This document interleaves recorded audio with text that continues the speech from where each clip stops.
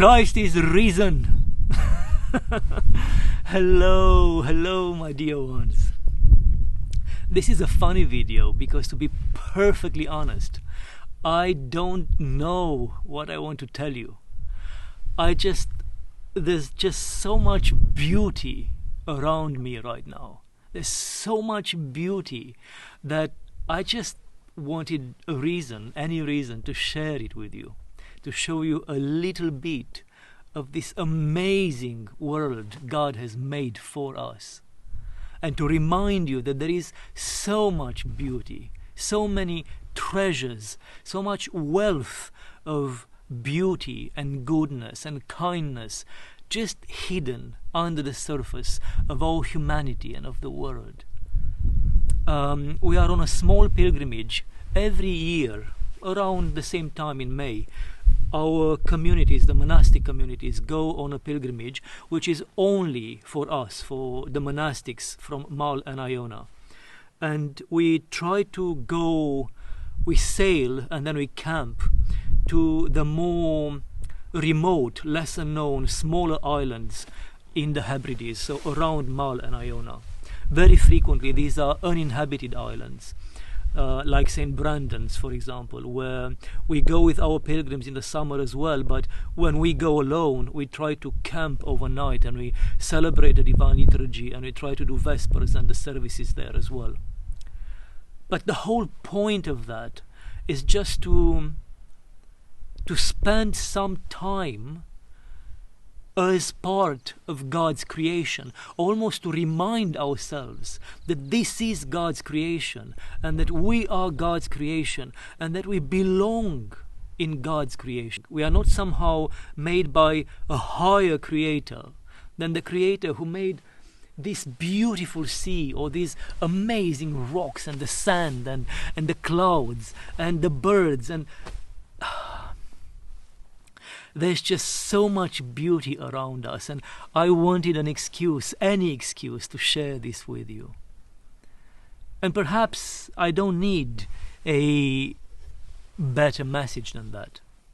Perhaps the message really is that we need to try harder. We need to get better. We need to put more effort and more will in reminding ourselves of this beauty.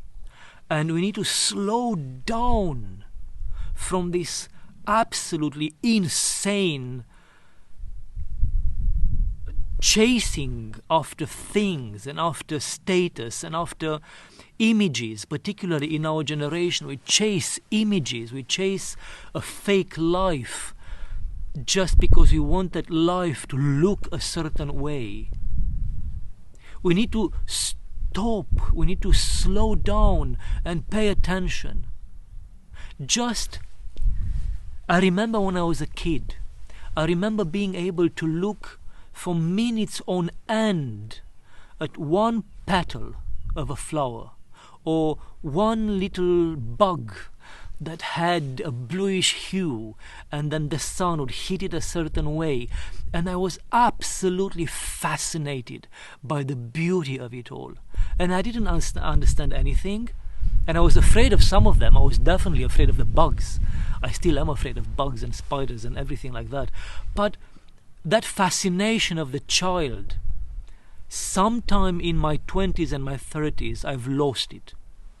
And it's only now, as I'm getting towards the end of my 40s, that I'm recapturing some of that. But that did not happen naturally. It happened by me noticing that by losing that ability to take notice of beauty and allow myself the time to appreciate it, and by stopping gratitude in my heart, gratitude towards God for having created something so beautiful, when I've lost that ability to be fascinated by beauty, I've lost parts of myself that I didn't want to lose, and I wanted those parts back. So I started to forcefully create the time, forcefully put myself in situations where I would notice something beautiful, and then I would just zoom in that segment of beauty, zoom out of everything else and just zoom in onto the beauty and allow myself to dwell on it and allow myself to notice it. Slowing down is such a powerful weapon, such a spiritual weapon at our disposal, and I'm convinced it's not by accident that the whole world and the culture of this world, the culture of our generation, seems to be so set onto destroying all our opportunities to slow down, quiet ourselves down, and just focus on one instance of beauty, and then allow ourselves to reflect that beauty.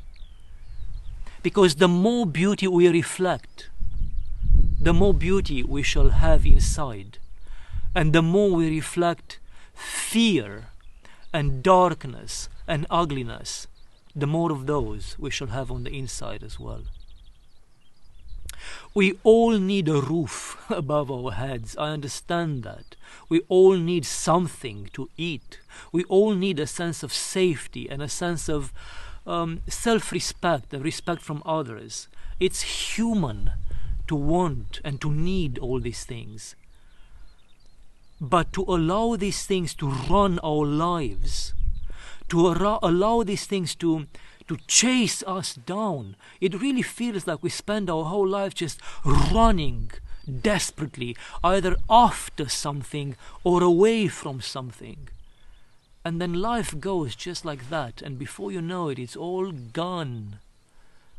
And we've not had the chance to notice all this wealth of beauty and of love and of wonder that God has built around us and inside ourselves.